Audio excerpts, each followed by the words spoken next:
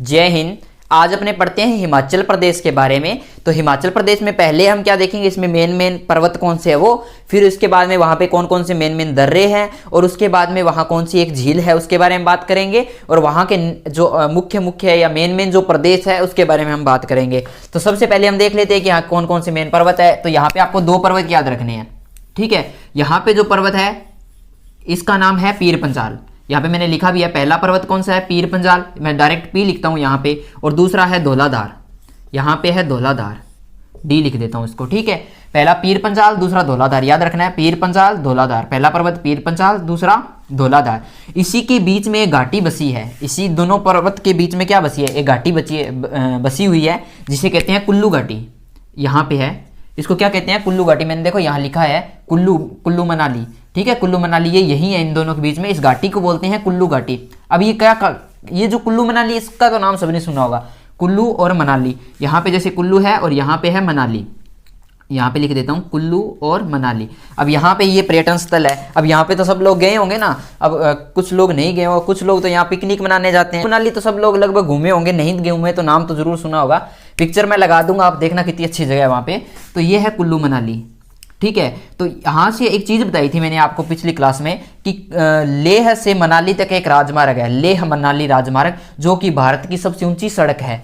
यहाँ पे जैसे लेह रह गया, ऊपर जो जम्मू कश्मीर था उसके अंदर ना, लद्दाख क्षेत्र में लेह, तो वहाँ से एक राजमार्ग आता है कहाँ पे, मनाली की तरफ, है ना। तो वो क्या है, भारत का सबसे ऊंची सड़क, भारत की सबसे ऊंची सड़क कौन सी है, लेह मनाली राजमार्ग, और बहुत ही सुंदर और ऊंचा मार्ग है वो, ठीक है। ये एनी टाइम खुला नहीं रहता, ये लगभग जब ठंड होती है तो इसमें बर्फ जमने लग जाती है तो बंद हो जाता है, ठीक है। अब ये 2 दर्रा से होके जाता है, उसकी भी हम बात करेंगे। पहले हम देखते हैं कि यहाँ पे 2 दर्रे कौन कौन से हैं। यहाँ पे मेन 3 दर्रे हैं। पहला दर्रा शिपकिला, दूसरा बड़ा लाचला, तीसरा रोहतांग। तो देखो कहाँ पे, यहाँ पे ये जो एरिया है, यहाँ पे दर्रा है शिपकिला, यहाँ मैं लिख देता हूँ एस, शिपकिला दर्रा। फिर यहाँ आता है बड़ा लाचला, ठीक है, शिपकिला बड़ा लाचला, और तीसरा आता है रोहतांग दर्रा, यहाँ पे है रोहतांग दर्रा। शिपकिला, दूसरा बड़ा लाचला, तीसरा रोहतांग दर्रा, शिपकिला बड़ा लाचला रोहतांग, शिपकिला बड़ा लाचला रोहतांग, आपको ये याद रखना पड़ेगा, ठीक है। 2 पर्वत, यहाँ पे है पीर पंजाल, यहाँ पे है धौलाधार, इनके बीच में घाटी बची है जिसका नाम है कुल्लू घाटी, वहाँ पे है कुल्लू और मनाली। ये चीज़ें जो है सबसे ज़्यादा फेमस है, ये आपको सबसे ज़्यादा याद रखनी है।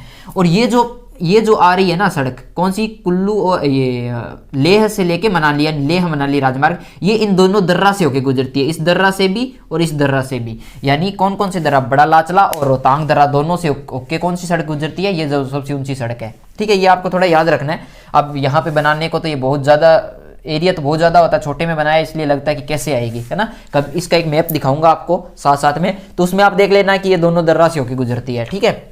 इसके बाद में हम बात करते हैं कि यहाँ पे जो ये हिमाचल प्रदेश है, इसकी राजधानी वो यहाँ पे है, जिसका नाम है क्या, हिमाचल प्रदेश की राजधानी कौन सी है, शिमला, जिसकी राजधानी है शिमला। अब ये भी पर्यटन स्थल है, अच्छी जगह देखने को, है ना, शिमला।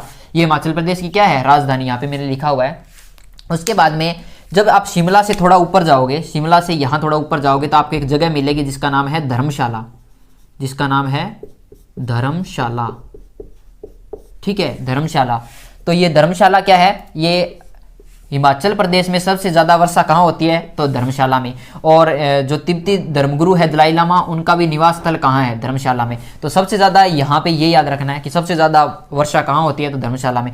इवन कि उत्तर भारत में भी सबसे ज़्यादा वर्षा ये कहाँ हो रही है, धर्मशाला के अंदर, ठीक है। इसके बाद में यहीं पे इसके पास में है कांगड़ा, यहाँ पे इसका नाम है कांगड़ा, यहाँ पे मैंने लिखा हुआ है कांगड़ा। यहाँ क्या है, यहाँ मशहूर कोट मंदिर है, मशहूर कोट मंदिर या रोक कोट मंदिर, रोक मतलब रोक यानी पहाड़ को काट के एक मंदिर बनाया गया है, उसको बोलते हैं रोक कोट मंदिर। ये यूनेस्को में शामिल है, ये चीज पूछते हैं, यहाँ पे है वो कांगड़ा, ठीक है, कांगड़ा के अंदर है, यूनेस्को में शामिल है रोक कोट मंदिर। कहा जाता है कि जब पांडव यहाँ आए थे तो पांडवों ने ये मंदिर बनाया था, तो इसलिए ये फेमस भी है, ठीक है। उसके बाद में है पालमपुर, जो इससे थोड़ा सा यहाँ पे नीचे आप देखोगे, यदि आपके पास एटलस है तो आप जरूर खोल के बैठे, यहाँ आपको दिखेगा पालमपुर, ये भी फेमस है। यहाँ पे क्या है, ये उत्तर भारत की चाय की राजधानी कहलाती है, पालमपुर उत्तर भारत की चाय की राजधानी। तो धर्मशाला, कांगड़ा, पालमपुर। धर्मशाला यानी हिमाचल प्रदेश में सबसे ज़्यादा वर्षा कहाँ होती है? धर्मशाला में। कांगड़ा में क्या है? रॉक कोट मंदिर जो कि यूनेस्को में शामिल है। उत्तर भारत की चाय की राजधानी कौन सी है? पालमपुर। ये चीज़ आपको याद होगी। अब एक मैंने यहाँ पे नाम लिखा है रिकोंगपियो। ये क्यों लिखा है? देखो यहाँ पे दर्रा है शिपकिला, तो ये शिपकिला दर्रा जो है वो इस एरिया में है, तो ये जो एरिया है इसको बोलते हैं रिकोंगपियो। रिकोंगपियो, ठीक है। यहाँ पे एक जिला मुख्यालय है जिसका नाम है किन्नौर। किन्नौर जिला मुख्यालय, किन्नौर जगह है उसका नाम है, वहां पे जिला मुख्यालय बना है इसका किन्नौर। तो आपको ये याद रखना है, क्योंकि एक तो यहाँ पे ये दर्रा आ गया जो कि आगे किसको जोड़ता है? यहाँ कौन सा आ जाता है? तिब्बत क्षेत्र, यानी अब ये मैंने इसके अंदर लिख दिया, इसी का नक्शा यहाँ बनाया था मैंने, ठीक है। ये तिब्बत क्षेत्र आ जाता है, ये दर्रा जो है उसको तिब्बत से जोड़ता है। तो पूछा जाता है कि कौन सा जिला जो है अंतर्राष्ट्रीय सीमा बनाता है, तो किन्नौर या रिकोंगपियो नाम आएगा, तो आप ध्यान में रखना। तो ये अंतर्राष्ट्रीय सीमा बनाता है किन्नौर जिला, ठीक है। यहीं पे ये दर्रा है शिपकिला दर्रा। उसके बाद 2 दर्रे और थे, कौन से? बड़ा लातला रोहतांग, जिससे होके क्या गुजरती है? लेह मनाली राजमार्ग। उसके बाद में एक झील है यहाँ पे, गोविंद सागर झील। ये झील शिमला से थोड़ा सा ऊपर देखोगे आप तो यहाँ पे आपको मिलेगी, लगभग बॉर्डर एरिया के ऊपर। ये कौन सी झील है? गोविंद सागर झील। गोविंद सागर झील, ठीक है, इसको जे लिख देता हूँ, चलो। गोविंद सागर झील ये मानव निर्मित झील है। मानव निर्मित कैसे है? यहाँ पे एक नदी निकलती है जिसका नाम है सतलज। यहाँ पे नदी निकलती है जिसका नाम है सतलज, ठीक है। धीरे आगे बाद में ये पंजाब में चली जाती है। ऐसी ऊपर एक नदी निकलती है रावी, जो यहाँ चली जाती है। एक व्यास नदी निकलती है, व्यास नदी के यहाँ पे भी बना है एक, है ना, जिसको बोलते हैं पोंग जलाशय, जिसका नाम आपको दिखेगा पोंग जलाशय। पोंग जलाशय ये इतना इंपॉर्टेंट नहीं है, लेकिन ये इंपॉर्टेंट है। सतलज नदी पे एक बांध बनाया गया था जिसका नाम क्या था? अब ये नाम सुना भी है आपने। सतलज नदी पे एक बांध बनाया गया था जिसका नाम था भाखड़ा बांध। भाखड़ा बांध वो यहाँ बना है। तो भाखड़ा बांध का जब पानी रोका था भाखड़ा बांध बना के, तो यहाँ पे एक झील बन गई जिसको बोलते हैं मानव निर्मित झील, और उसी झील को बोलते हैं गोविंद सागर झील। ये सिखों के 10वें गुरु थे ना, गुरु गोविंद सिंह जी, उनके नाम पे रखा है गोविंद सागर झील। ये तो उनके नाम पे रखा गया है, मानव निर्मित झील है। कारण क्या है? सतलज नदी के ऊपर बांध बनाया गया था, भाखड़ा बांध, जिस कारण ये जो ये झील है ये बनी थी। अब कई बोलते हैं भाखड़ा नांगल, और दोनों को एक ही समझ लेते हैं। भाखड़ा और नांगल दोनों जो बांध है, इन दोनों में लगभग 13 किलोमीटर का अंतर है, लेकिन इसको एक साथ बोलते हैं भाखड़ा नांगल। और ये विश्व का सबसे ऊंचा गुरुत्वीय बांध है। अब यहाँ पे ये सोचते हैं, जब देखते हैं कि भारत विश्व का सबसे ऊंचा बांध, भारत का सबसे ऊंचा बांध, तो एक इसका नाम जल्दी से नहीं आता है। क्यों? क्योंकि भारत का सबसे ऊंचा गुरुत्वीय बांध है। एक होता है अर्थ फिलर बांध, एक होता है गुरुत्वीय बांध। तो भारत का विश्व का सबसे ऊंचा गुरुत्वीय बांध कौन सा है? यह भारत का भी हो जाएगा क्योंकि भारत में है। तो गुरुत्वीय बांध का मतलब ये होता है कि जब बांध बनाया गया था ना, गुरुत्वीय बांध का मतलब है कि जब बांध बनाया गया था तो इसमें जो कंक्रीट मिट्टी वगैरह यूज हुई थी वो इतनी हेवी होती है कि वो अपने वेट के कारण, अपने भार के कारण ही क्या पानी का जो दाब है उसको रोक लेता है। जैसे मान लो मैंने यहाँ पे एक डैम बना दिया ऐसे, ठीक है, ऐसे बना दिया। अब इधर से पानी आ रहा है ना, तो ये जितना दाब देगा ना, तो ये अपनी कंकर बट्टी जितनी भी इसमें कंक्रीट लगी है, मिट्टी लगी है, अपने भार के कारण इसको रोक लेता है पानी के दाब को, जिसको कहते हैं गुरुत्वीय बांध। और ये विश्व का सबसे ऊंचा बांध भाखड़ा नांगल बांध है, ऐसा बोला कहते हैं। तो भाखड़ा बांध कहाँ पे बना है? सतलज नदी पे, और इसके कारण झील का निर्माण हुआ था, गोविंद सागर झील, ये आपको याद रखना है।